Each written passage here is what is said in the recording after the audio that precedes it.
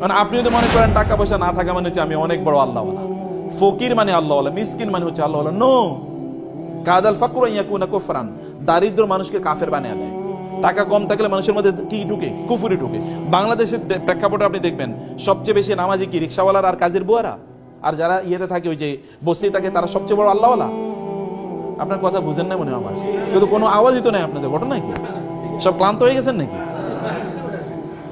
তো সবচেয়ে বড় আল্লাহওয়ালা কি এরা? আপনি তাদেরকে মসজিদে কোথাও খুঁজে পাবেন? একজন মসজিদে খুঁজে পাবেন না। দেখবেন এরা মসজিদে না, এরা দিনও বোঝে না, ইসলাম বোঝে না, কিচ্ছু বোঝে না।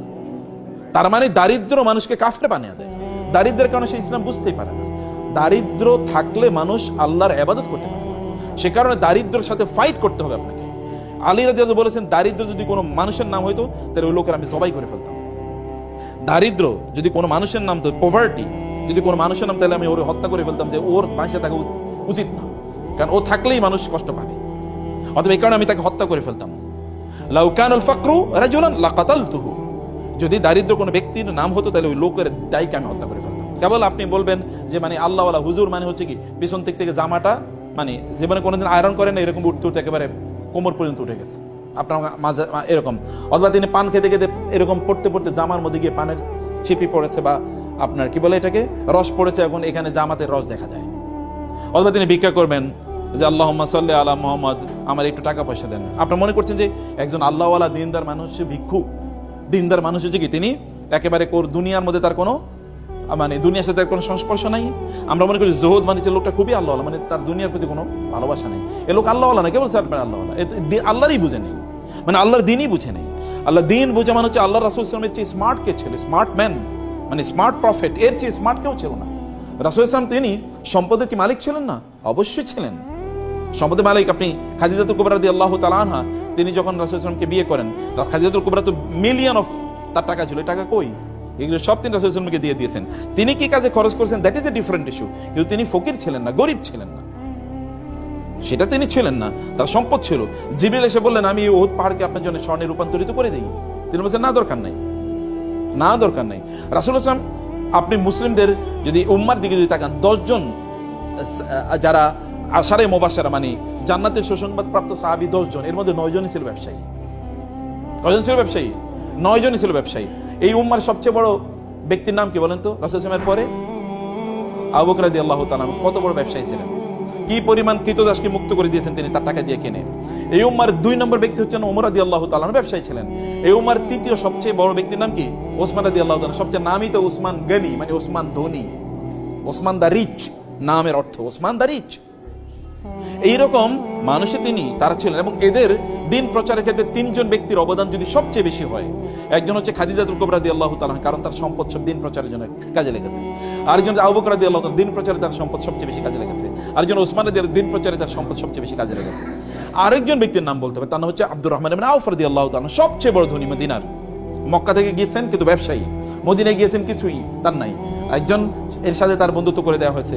তিনি তাকে গিয়ে বললেন যে তোমার সাথে তো আমার বন্ধুত্ব, তো আমার ঘরের অর্ধেক তোমার দিয়ে দিই, এবং আমার যে মানে একটা ফ্যাক্টরি আছে এখান থেকে অর্ধেক দিয়ে দিই, বা আমার একটু এগ্রিকালচারাল ল্যান্ড আছে তোমাকে অর্ধেক দিয়ে দিই, বাকি অর্ধেক আমি চাষাবাদ করবো।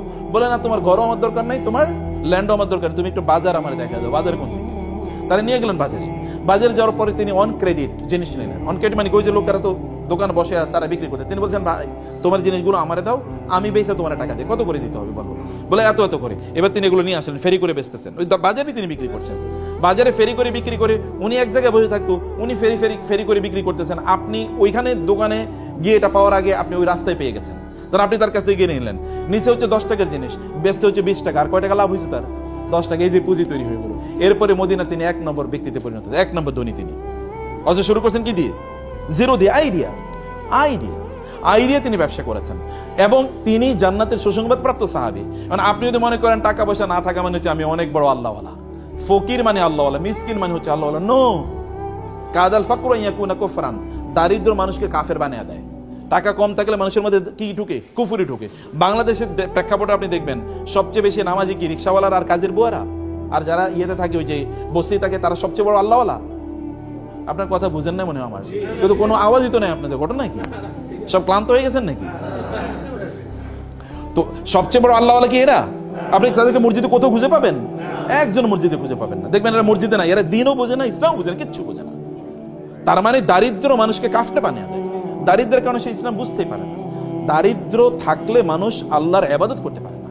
সে কারণে দারিদ্রের সাথে ফাইট করতে হবে আপনাকে। আলী রাদিয়াল্লাহু বলেছেন, দারিদ্র যদি কোনো মানুষের নাম হইতো তাহলে ওই লোকের আমি জবাই করে ফেলতাম। দারিদ্র যদি কোনো মানুষের নাম, তো পভার্টি যদি কোনো মানুষের নাম, তাহলে আমি ওর হত্যা করে ফেলতাম, যে ওর বাঁচে থাকা উচিত না, কারণ ও থাকলেই মানুষ কষ্ট পাবে। অতএব এই কারণে আমি তাকে হত্যা করে ফেলতাম। লাউ কানাল ফাকরু রাজুলান লাকাতালতুহু, যদি দারিদ্র কোনো ব্যক্তির নাম হতো তাহলে ওই লোকের দায়কে আমি হত্যা করে ফেলতাম। দারিদ্র এটা ইসলাম কোনোদিন এটাকে সেলিব্রেট করে না, যে ঠিক আছে তুমি দরিদ্র, এবারে তোমার আমি সালাম দেবো। নো, কেন তুমি দরিদ্র হলা? ওমর রাদিয়াল্লাহু তাআলার কাছে কোনো লোক গেলে তিনি তাকে বলতেন, তুমি করো কি? বলে কোনো কাম করি না। বলে যাও আমার কাছ থেকে সরো, যে দুনিয়ার কামও করে না আখিরাতের কাছে হয়তো অথর্ব স্টুপিড, এই স্টুপিড যেন আমার সামনে না আসে। কাজ করতে হবে। আল্লাহ সুবহানাহু ওয়া তাআলা এই দুনিয়া নিয়ন্ত্রণ করার জন্য আপনাকে পাঠাইছেন, দুনিয়ার মালিক হওয়ার জন্য আপনাকে পাঠিয়েছেন। এখন আপনি দুনিয়ার মালিক হবেন না, আপনি দুনিয়ার স্লেভ হবেন। কেমন কথা? আপনি দুনিয়ার দাস না, দুনিয়ার দাস না, আপনি দুনিয়ার প্রভু, মানে আপনি দুনিয়ার লর্ড, আপনি দুনিয়ার কি মালিক। দুনিয়া আপনি নিয়ন্ত্রণ করবেন, আপনাকে মালিক হিসেবে আল্লাহ তাআলা দুনিয়া পাঠিয়েছেন। তাহলে দুনিয়ার মালিক হওয়ার জন্য করণীয় কি? দুনিয়ার মালিক হওয়ার জন্য করণীয় হচ্ছে আপনাকে টাকা সম্পদ ইনকাম করতে হবে। আমরা চলেন এবার ব্যাংক ডাকাতি করি নাকি? কারণ অনেকে তো ব্যাংক ডাকাতি করে